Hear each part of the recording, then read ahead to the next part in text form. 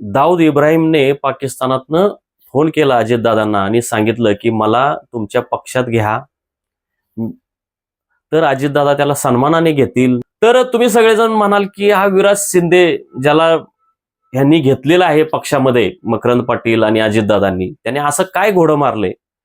तर मी बांधवांनो सांगतो की विराज शिंदे हा काँग्रेसमध्ये पदाधिकारी होता. तो भाजपच्या लोकांसोबत इतकं घाणेरडं, इतकं संविधान विरोधी, कायदा विरोधी, सगळी म्हणजे साधन सुचिता खुंटीला टांगणारे इतकं घाणेरडं वर्तन करतो.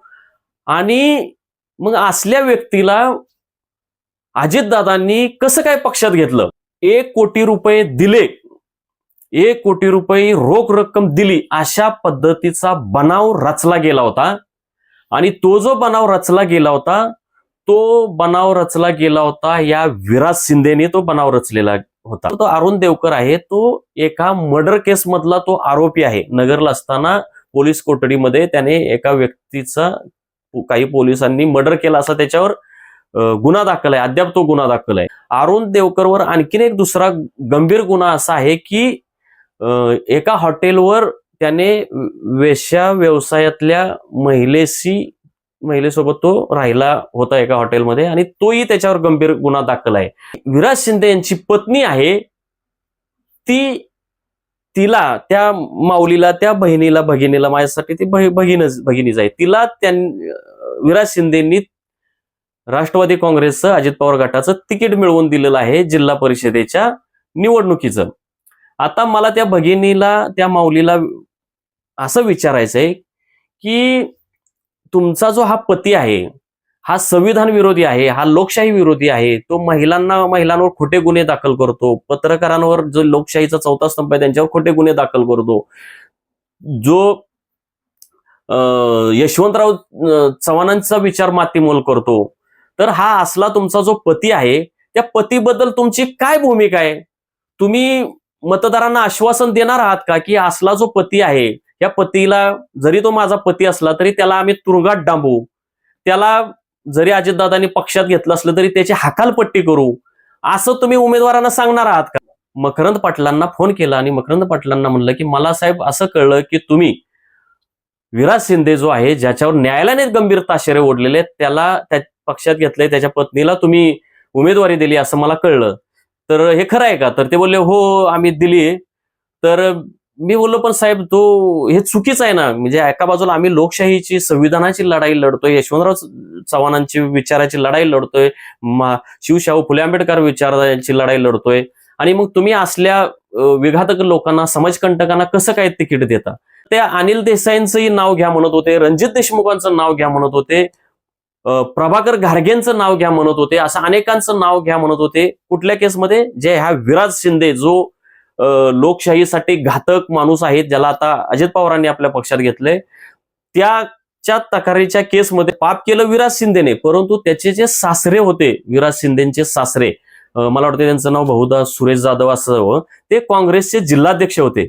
बिचाऱ्या त्या सासऱ्यांना तो राजीनामा द्यावा लागला होता. ह्या विराज शिंदेने दुसरं असं की ते जे 1 कोटी रुपये जे दिले, त्या महिलेला दिले असं ते जे म्हणतायत, तर हे 1 कोटी रुपये कुठून जमा केलेले आहेत याचा घोळ अद्याप न्यायालयामध्ये सुरू आहे. आणि ते 1 कोटी रुपये परत मिळावेत म्हणून जयकुमार गोरे यांच्या वतीने अर्ज न्यायालयामध्ये दाखल करण्यात आलेला आहे, अशी माझी माहिती आहे. मी न्यायालयामध्ये जात असतो. परंतु मी स्वतः, अनिल सुभेदार असतील आणि ते महिला असतील, आम्ही तिघांनीही ते 1 कोटी रुपये परत देण्यास विरोध केलेला आहे. कारण खंडणीचं असं काही प्रकरण झालेलं नव्हतं आणि तो एक महत्वाचा पुरावा आहे, म्हणून 1 कोटी रुपये परत देऊ नये असं आम्ही न्यायालयाला लेखी म्हटलेलं आहे. अजितदादा, तुम्ही या विराज शिंदे सारखा लोकशाहीला कलंक असलेला, संविधानाला कलंक असलेला, मायमाऊलींसाठी धोकादायक असलेला, मायमाऊल्यांवर खोटे गुन्हे दाखल करणारा, पोलिसांसोबत जे पोलीस खात्यातले भ्रष्ट अधिकारी आहेत, कलंकित अधिकारी आहेत, ज्यांच्यावर अनेक आरोप आहेत, असल्या अधिकाऱ्यांसोबत संधान साधून खोटे गुन्हे, सामान्य लोकांना, पत्रकारांवर खोटे गुन्हे दाखल करणाऱ्या विराज शिंदेला जर तुम्ही पक्षात घेत असेल, त्यांना मानाने तिकीट देत असेल तर मग तुम्ही महात्मा गांधी, यशवंतराव चव्हाण यांचं नाव घेऊ नका, शिवशाहू फुले आंबेडकरांचं नाव घेऊ नका. नमस्कार, लय भारीमध्ये आपल्या सगळ्यांचं स्वागत. मी आज एका अतिशय गंभीर विषयावर बोलण्यासाठी कॅमेरासमोर आलेलो आहे आणि हा गंभीर विषय आपल्या राज्याचे उपमुख्यमंत्री अजित पवार यांच्या राष्ट्रवादी काँग्रेसशी संबंधित आहे.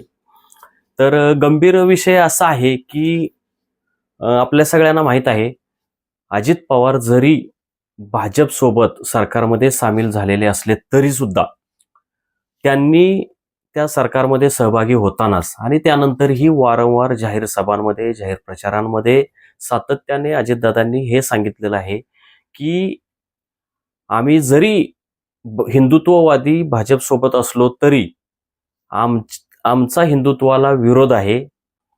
आम्ही महात्मा गांधी किंवा शिवशाहू फुले आंबेडकर यांच्या विचारधारेचंच राजकारण करतो.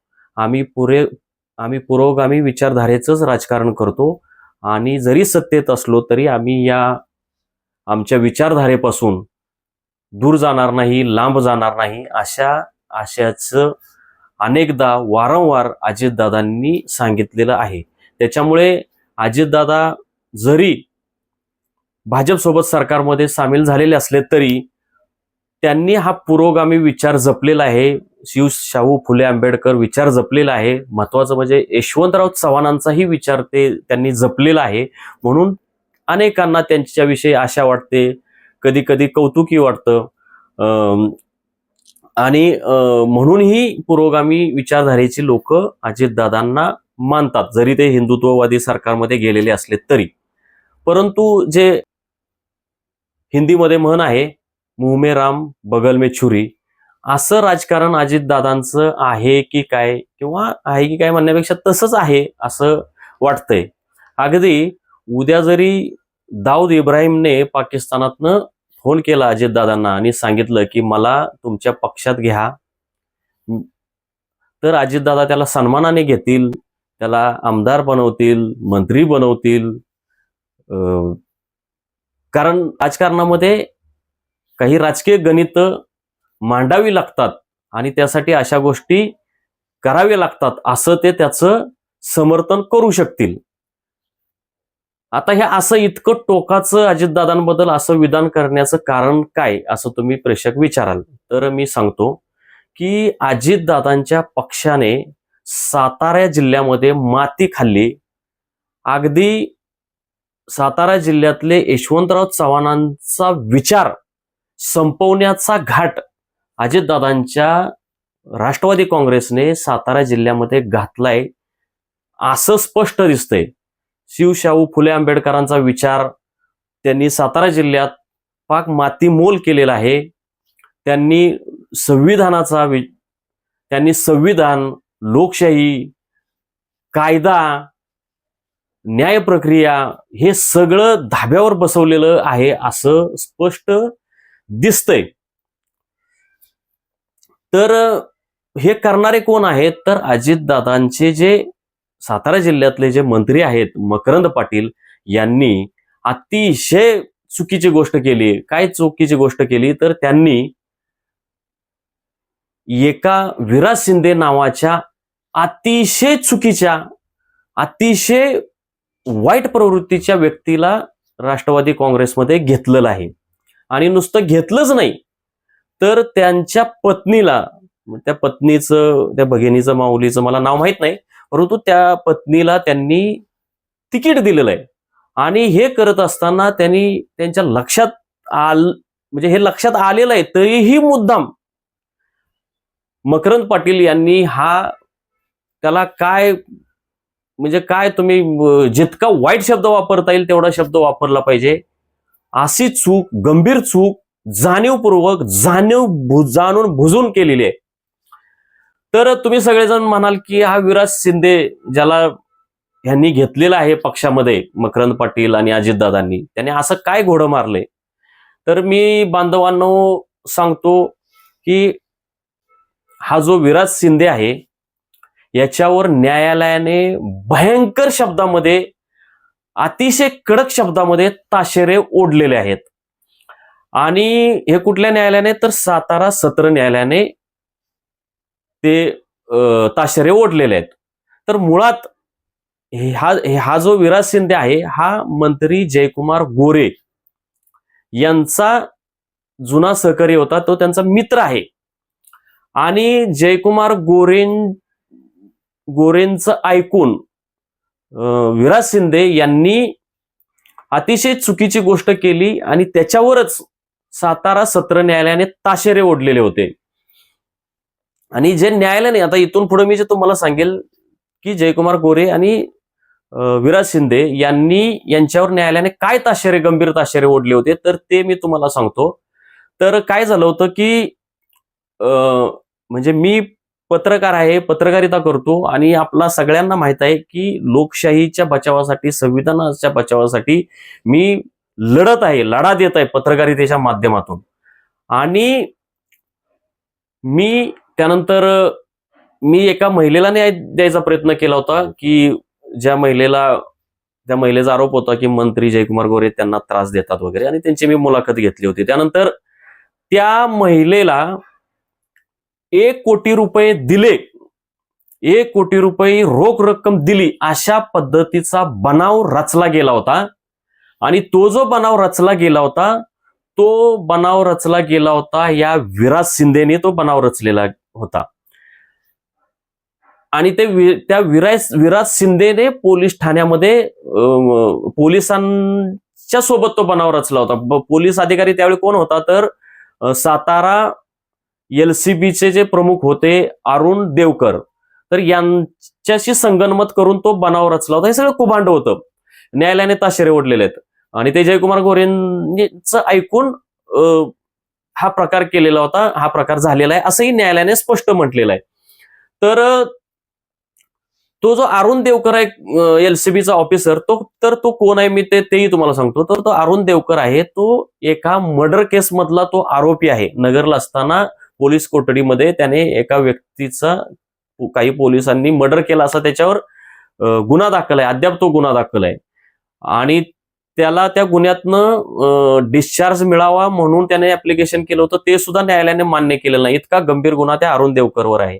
अरुण देवकरवर आणखीन एक दुसरा गंभीर गुन्हा असा आहे की एका हॉटेलवर त्याने वेश्या व्यवसायातल्या महिलेसोबत तो राहिला होता एका हॉटेलमध्ये, आणि तोही त्याच्यावर गंभीर गुन्हा दाखल आहे.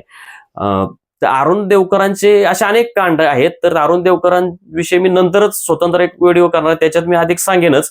परंतु हा जो अरुण देवकर आहे, याच्यासोबत संधान साधून ह्या विराज शिंदेने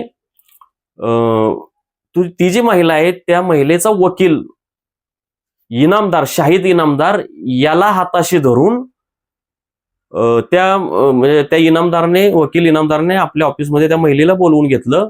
आणि तिथं हे अरुण देवकर, विराज शिंदे आणि आणखी काही 1-2 जण असतील, हे तिथं गेले. त्या महिलेला काही माहित नव्हतं. तिथं गेले, तिला काही माहित नसताना यांनी तिथं ते पैशाचं बॉक्स उघडला आणि तिथंच पोलिसांनी ते तेवढं शूट केलं आणि सांगितलं की त्या महिलेने पैसे मागितलेले होते आणि म्हणून आम्ही तिला अरेस्ट करतोय. आणि मग त्या गुन्ह्याखाली त्या बिचाऱ्या महिलेला अरेस्ट केलं. खरोखर ज्याच्यावर अन्याय झाला होता, जे अन्यायाला वाचा फोडत होती, तिच्या पाठीशी उभे राहायला पाहिजे ह्या विराज शिंदेनं. या उलट तो जयकुमार गोरे यांच्या सेटलमेंट प्रक्रियेमध्ये तो सहभागी झाला. तर आणि मग नंतर त्याच्यामध्ये ती महिला, त्याच्यानंतर अनिल सुभेदार जे एकनाथ शिंदेच्या शिवसेनेचे उपजिल्हाध्यक्षक होते ते, आणि मग तिसरा मी, असं मला आरोपी बनवण्यात आलं. खरं तर मी त्यावेळी जेलमध्ये होतो. अगोदरच्या 3 जयकुमार गोरेंनी जे माझ्यावर 3 खोटे गुन्हे दाखल केले होते, माफ करा, त्या अगोदर 2 खोटे गुन्हे दाखल केले होते, त्यासाठी मी अगोदरच जेलमध्ये होतो. असं असताना हा तिसरा खोट्या गुन्ह्यामध्ये मला आरोपी बनवण्यात आलं. वास्तवात मी तिथं जेलमध्ये असेल तर त्या बाहेर 1 कोटी रुपयाच्या व्यवहाराशी माझा काय संबंध असणार आहे, तरी मला आरोपी बनवलं गेलं. आणि तुम्हाला सांगतो की या सगळ्या त्या 1 कोटीच्या खंडणीच्या आरोपावर न्यायालयाने काय म्हटलंय, तर न्यायालयाने असं म्हटलंय की ती जी महिला उपोषणाला बसणार होती, म्हणून तिला उपोषणापासून रोखण्यासाठी जयकुमार गोरे, मिस्टर गोरे असं न्यायालयाने स्पष्ट स्पष्ट उल्लेख केलेला आहे. त्यांनी असं म्हटलं की जयकुमार गोरे यांनीच तक्रारदारांना म्हणजे ह्या विराज शिंदेना पुढं घालून सेटलमेंट करण्यासाठी त्या महिलेकडे वगैरे पाठवलं. आणि मग त्यावेळी काय त्यांनी काहीतरी रेकॉर्डिंग वगैरे केलेलं. तर त्याच्यामध्ये न्यायालय असं म्हणतंय की रेकॉर्डिंग मध्ये कुठंही असं आढळत नाही, ती महिला कुठेही पैसे मागत नाही. उलट हा जो विराज शिंदे आहे, म्हणजे जो ज्याने आता अजितदादांनी आणि मकरंद पाटलांनी ज्या विराज शिंदेला आता कडेवर घेतलंय स्वतःच्या, आता तुम्ही त्याला कडेवर घ्या नाहीतर डोक्यावर घेऊन बसवा, तर त्या विराज शिंदेला न्यायालयाने काय म्हटलंय की ती महिला कुठेच पैसे मागत नाही. उलट हा विराज शिंदेच तक्रारदार, असं म्हटलंय. तक्रारदार कोण, तर विराज शिंदे. हा विराज शिंदेच त्या महिलेला म्हणतोय की मॅडम तुम्हाला काय पैसे हवेत का, तुम्ही फ्लॅट घ्या, तुम्हाला फ्लॅट आम्ही देतो. तर ते महिला म्हणते की महिला ती कुठं काय मागत नाही. या उलट त्या महिलेचा जो वकील आहे शाहिद इनामदार, तो शाहिद इनामदार सुद्धा त्या कटात सामील होता. पण तो त्या विराज शिंदेला सांगतोय, रेकॉर्डिंग मध्ये असं दिसतंय की नाही नाही त्या पैशाचं काय बोलू नका, पैसे म्हणजे पैशाचा विषयच काढू नका, अशाचं तो विधान करतो. हे न्यायालयाने म्हटलेलं आहे. त्या महिलेला त्रास होतोय तो पहिला बंद करा. आणि ती महिला म्हणते की तुम्ही म्हणजे जयकुमार गोरे मला त्रास देतात किंवा त्यांचे कार्यकर्ते असतील हे मला त्रास देत आहेत, तो पहिला थांबवा, अशाचं ते बोलतायत. आणि त्याची नोंद न्यायालयाने घेतलेली आहे, सत्र न्यायालयाने घेतलेली आहे. न्यायालय पुढं असंही म्हणतंय की विराज शिंदे आणि शाहिद इनामदार आणि आणखी कोणी हे असतील तर त्या आणखी कोणी असतील त्या ह्याच्यामध्ये तक्रारीच्या प्रोसेसमध्ये, तर ह्या लोकांनी, तर न्यायालय त्या शाहिद इनामदार विषयी सुद्धा असं म्हणतंय की म्हणजे तक्रारदार विराज शिंदे यांनी त्या महिलेच्या विरोधात FIR नोंद केला खंडणी मागितली म्हणून. तर मुळात तो FIR व्हायला पाहिजे होता दाखल शाहिद इनामदारच्या विरोधात. पहिल्या क्रमांकाचा आरोपी तो वकील शाहिद इनामदार व्हायला पाहिजे होता.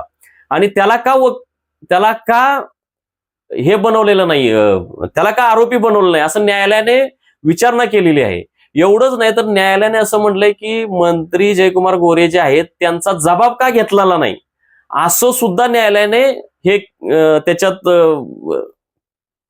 आपलं नाराजी व्यक्त केलेली आहे.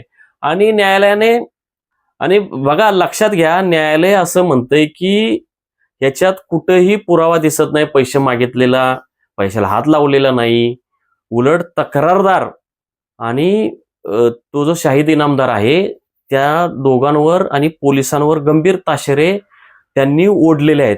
एवढंच नाही तर ह्या विराज शिंदेच्या या तक्रारीवरनं पोलिसांनी माझ्यावर मोखासारखं आता नवीन BNS ऍक्ट मध्ये एक कलम हे झालेलं आहे 111, त्या कलम लावलं होतं. आणि त्यासाठी SP समीर शेख यांनी पोलिसांना पत्र लिहिलं होतं की हा तुषार खरात टोळी प्रमुख आहे, ह्याची टोळी आहे.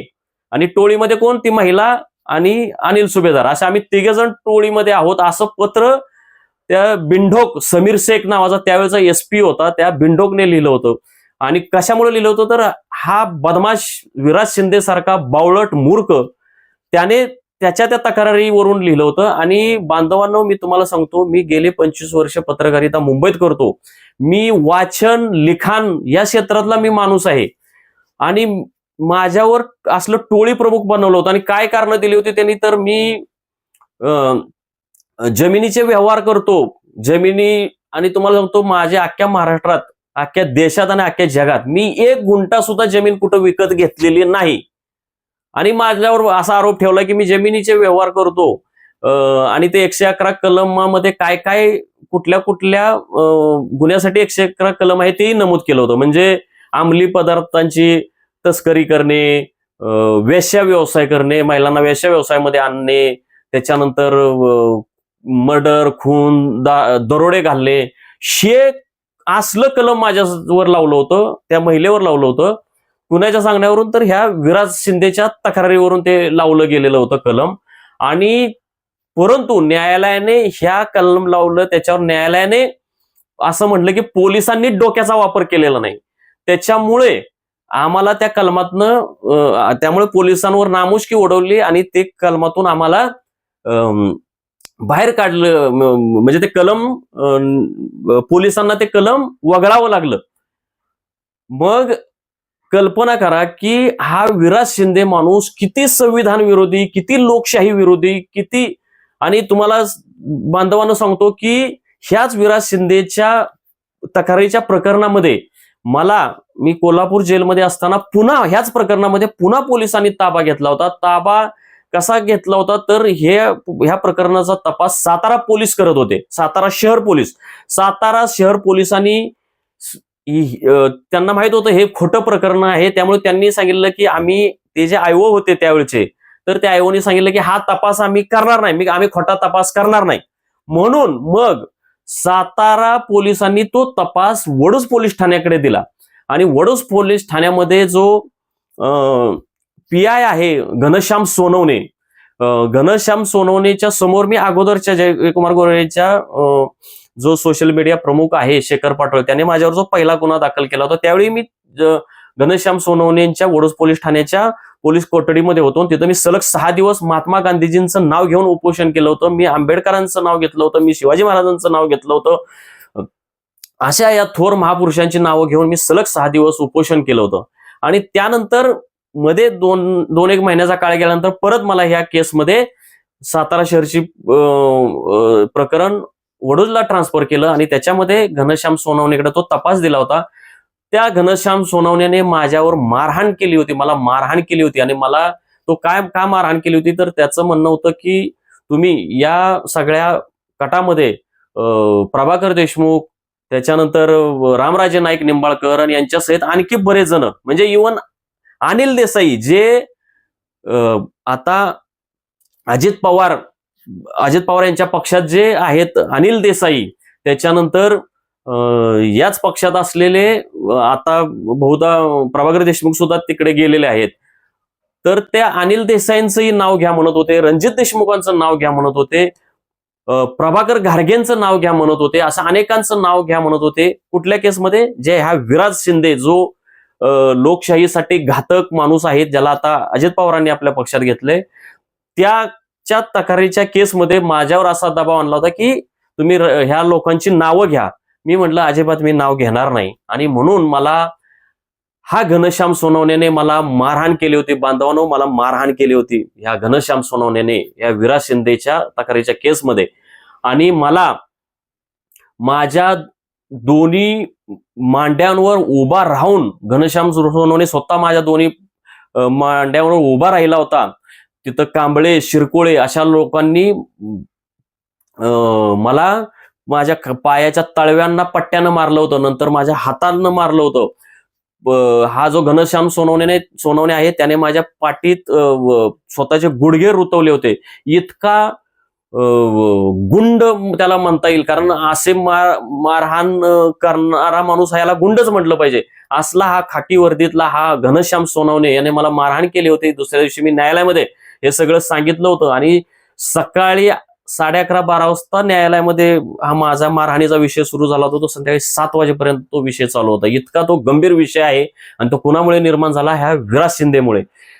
ह्या विराज शिंदेने दुसरं असं की ते जे 1 कोटी रुपये जे दिले, त्या महिलेला दिले असं ते जे म्हणतायत, तर हे 1 कोटी रुपये कुठून जमा केलेले आहेत याचा घोळ अद्याप न्यायालयामध्ये सुरू आहे. त्या न्यायालयामध्ये त्यांनी सांगितलेलं आहे की ज्या कुणी लोकांनी कुणी 8 लाख दिलेत, कुणी 9 लाख रुपये दिलेत, असा दावा, असा जबाब घेतलेले आहेत पोलिसांनी. आणि ते खोटे जबाब आहेत हे आम्हाला माहित आहे, सगळ्यांनाच माहित आहे. तर आणि ते जे काही रक्कम 1 कोटीचे ते त्याचा हिशोब लागत नाही. त्यानंतर ज्या लोकांच्या नावाने जबाब तयार केलेत की बाबा आम्ही 8 लाख रुपये दिलेत, 7 लाख दिलेत, ते त्यांची मी नावं सांगत नाही. ते नावं जर सांगितली, उघड केली, तर ते ह्या न्याय प्रविष्ट प्रकरण असल्यामुळे मी ते उघड करत नाही. परंतु ते फार खळबळजनक माहिती आहे.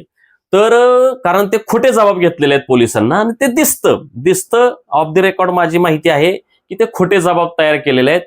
आणि ते 1 कोटी रुपये अद्याप न्यायालयासमोर आलेले नाहीत. ते 1 कोटी रुपये सध्या कुठे आहेत आणि ते 1 कोटी रुपये परत मिळावेत म्हणून जयकुमार गोरे यांच्या वतीने अर्ज न्यायालयामध्ये दाखल करण्यात आलेला आहे, अशी माझी माहिती आहे. मी न्यायालयामध्ये जात असतो.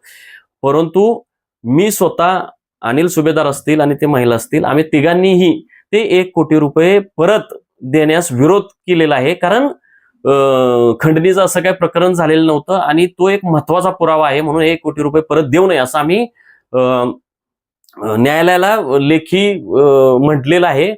आणि म्हणजे आमचं म्हणणं असं आहे की ते 1 कोटी रुपये कुठून गोळा केले, त्यांना समोर म्हणजे त्यांनाही समोर आणत असं एक आमचं म्हणजे आता ठीक आहे, त्याला काही न्यायालयीन गोष्टी आहेत त्या मी सगळ्या इथं उघड करत नाही.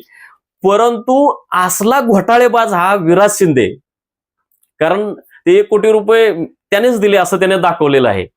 आणि मग हे जे 1 कोटीचं कुभांड रचलेलं आहे आणि ते जे काही पैसे गोळा केलेले आहेत, ते जे खोटे जबाब रंगवलेले आहेत, काय 8-10 जण लोक आहेत, तर ते सगळे जयकुमार गोरेंचे कार्यकर्ते आहेत, मान तालुक्यातले कार्यकर्ते आहेत. मग हे भाजपच्या कार्यकर्त्यांसोबत इतकं त्याचं विराज शिंदेचं मेतकूट जमलेलं आहे. तो काँग्रेसमध्ये होता. हे अजून एक गोष्ट सांगायची राहिली की विराज शिंदे हा काँग्रेसमध्ये पदाधिकारी होता. तो भाजपच्या लोकांसोबत इतकं घाणेरडं, इतकं संविधान विरोधी, कायदा विरोधी, सगळी म्हणजे साधन सुचिता खुंटीला टांगणारे इतकं घाणेरडं वर्तन करतो. आणि मग असल्या व्यक्तीला अजितदादांनी कसं काय पक्षात घेतलं? दुसरं तुम्हाला सांगतो की मध्यंतरी एक अशी गोष्ट घडली की ह्या विराज शिंदेला काँग्रेसमध्ये काहीतरी प्रदेश कार्यकारिणीमध्ये का पक्षामध्ये काहीतरी एक महत्वाचं पद दिलं.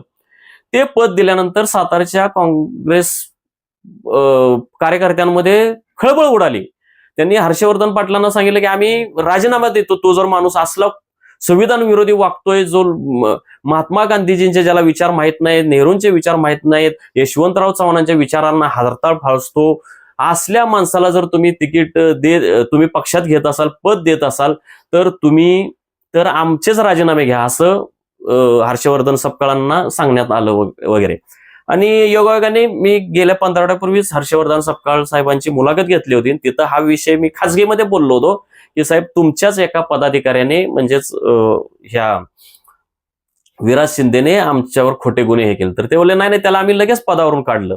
एवढंच नाही तरी म्हणजे पाप केलं विराज शिंदेने, परंतु त्याचे जे सासरे होते, विराज शिंदेचे सासरे, मला वाटतं त्यांचं नाव बहुधा सुरेश जाधव असं, ते काँग्रेसचे जिल्हाध्यक्ष होते. बिचाऱ्या त्या सासऱ्यांना तो राजीनामा द्यावा लागला होता त्यावेळी, 7-8 महिन्यापूर्वी ज्यावेळी आम्हाला अटक केली, विराज शिंदेने असलं खोटं कांड रचलेलं आहे असं ज्यावेळी लक्षात आलं, त्यावेळी त्याच्याकडनं त्यावेळी त्यांच्या सासऱ्याकडनं हे मानाचं सन्मानाचं पद काढण्यात आलं.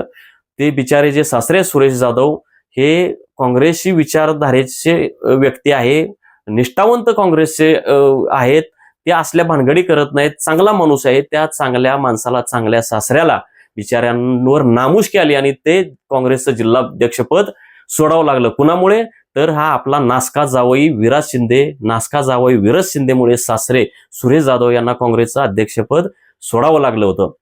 आता त्याच सुरेश जाधव यांची मुलगी जी विराज शिंदे यांची पत्नी आहे,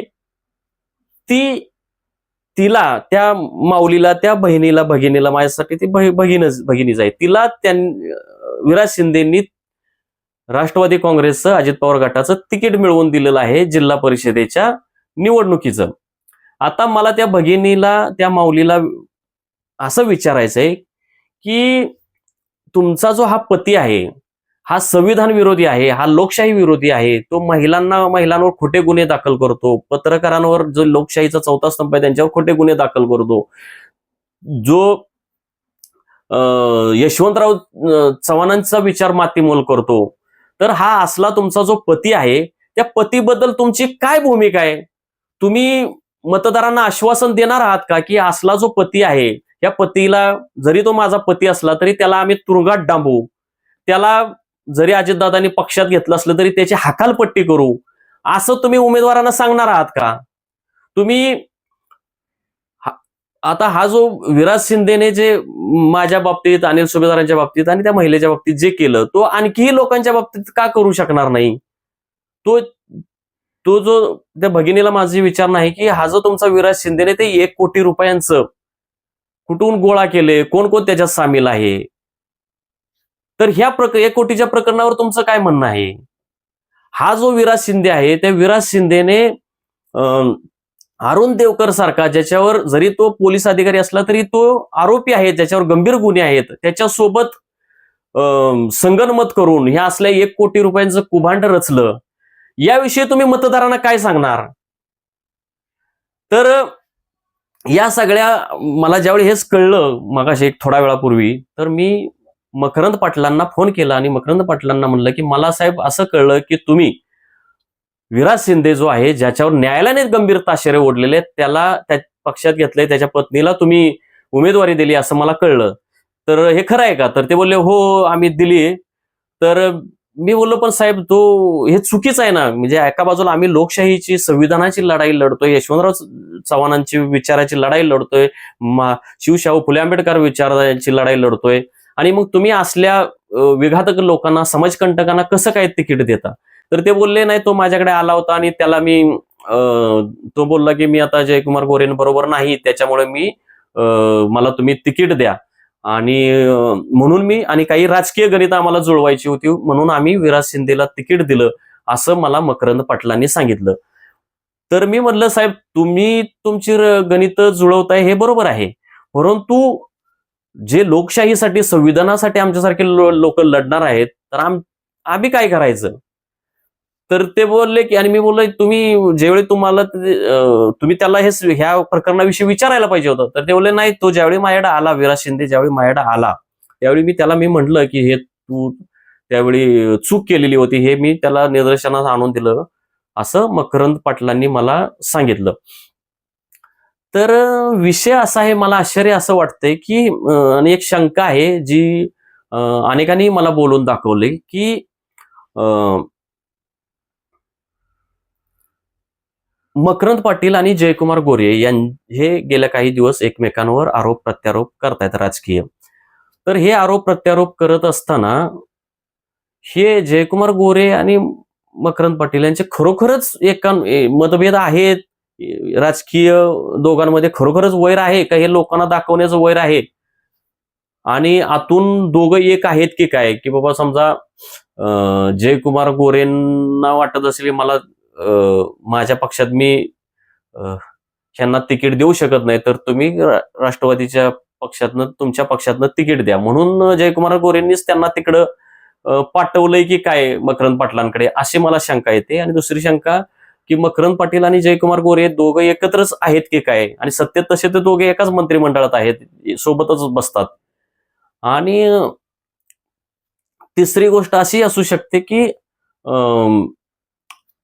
मकरंद पाटील जरी जयकुमार गोरेंशी जरी त्यांचं वैर असलं, त्यांच्या सोबत त्यांचं मतभेद असले, तरी जयकुमार गोरेंनी कदाचित विराज शिंदेंना मकरंद पाटलांकडे पाठवलेलं असू शकतं. आणि तिसरी गोष्ट अशी की सातारा परिसरामध्ये उदयनराजे भोसले आणि शिवेंद्रराजे भोसले हे भाजपचे मातब्बर नेते आहेत, आणि ते काय ह्या विराज शिंदेला वगैरे मानत नाहीत, म्हणून त्या विराज शिंदेला जयकुमार गोरेंनीच या पक्षात, म्हणजे शिवेंद्रराजे भोसले आणि उदयनराजे भोसले यांच्या विरोधातला राजकीय डावपेच किंवा राजकीय रणनीतीचा भाग म्हणून सुद्धा जयकुमार गोरेंनी विराज शिंदेला मकरंद पाटलांकडे पाठवलेलं असू शकतं, अशी शक्यता नाकारता येत नाही, आणि असा त्यातनं राजकीय अर्थ काढता येऊ शकतो. मला बाकी काही असेल, पण मला एवढंच म्हणायचं आहे की अजितदादा, तुम्ही या विराज शिंदे सारखा लोकशाहीला कलंक असलेला, संविधानाला कलंक असलेला, माय माऊलींसाठी धोकादायक असलेला, माय माऊल्यांवर खोटे गुन्हे दाखल करणारा, पोलिसांसोबत जे पोलीस खात्यातले भ्रष्ट अधिकारी आहेत, कलंकित अधिकारी आहेत, ज्यांच्यावर अनेक आरोप आहेत, असल्या अधिकाऱ्यांसोबत संधान साधून खोटे गुन्हे, सामान्य लोकांना, पत्रकारांवर खोटे गुन्हे दाखल करणाऱ्या विराज शिंदेला जर तुम्ही पक्षात घेत असेल, त्यांना मानाने तिकीट देत असेल, तर मग तुम्ही महात्मा गांधी, यशवंतराव चव्हाण यांचं नाव घेऊ नका, शिवशाहू फुले आंबेडकरांचं नाव घेऊ नका. आणि हेच माझं मकरंद पाटलांनाही तेच म्हणणं आहे. तुम्ही जाहीररित्या दहिवडीच्या एका कार्यक्रमामध्ये ग्रामविकास मंत्री जयकुमार गोरेंना सांगितलं होतं, यशवंतराव चव्हाणांच्या विचारांची तुम्ही आठवण करून दिली होती. तुम्ही जयकुमार गोरेंना यशवंत विचाराची आठवण करून देताना स्वतःला मात्र कसं काय यशवंत विचाराचा विसर पडला, हा माझा त्यांना प्रश्न आहे. तर बांधवांनो, माझं असं म्हणणं आहे की हा विराज शिंदेच्या पत्नीला ही जी तिकीट दिली गेलेली आहे, तर त्या साताऱ्यातले जे मतदार असतील त्यांना माझं सांगणं आहे की अशा चुकीच्या लोकांना बिलकुल मतदान देऊ नका, मतदान करू नका. मी या विराज शिंदेविषयी आणखी खोलात जाणारी माहिती, आणखी पुढचे एक 7-8-10 तरी व्हिडिओ मी विराज शिंदेवर नक्की बनवेन. आणि माझी आपणास कळकळीची विनंती आहे, एक लोकशाहीच्या संविधान बचावाच्या लढाईतला एक सैनिक म्हणून माझी सगळ्या मतदारांना तिथल्या विनंती आहे की तुम्ही कृपा करून विराज शिंदे यांच्या पत्नीला जे तिकीट दिलेलं आहे त्यांना बिलकुल मतदान करू नका. त्यांचा पराभव झाला पाहिजे, दारूर पराभव झाला पाहिजे. तुम्ही अजितदादांना अद्दल घडवा, तुम्ही मकरंद पाटलांना अद्दल घडवा, आणि विराज शिंदे सारखा असला समाजकंटक लोकशाहीच्या प्रक्रियेतून मुळासकट फेकला गेला पाहिजे. यासाठी जरूर आणि खंबीर प्रयत्न करा. तुम्ही मतदान त्यांच्या विरोधात करा, अशी माझी आपणास कळकळीची व हात जोडून विनंती आहे. धन्यवाद.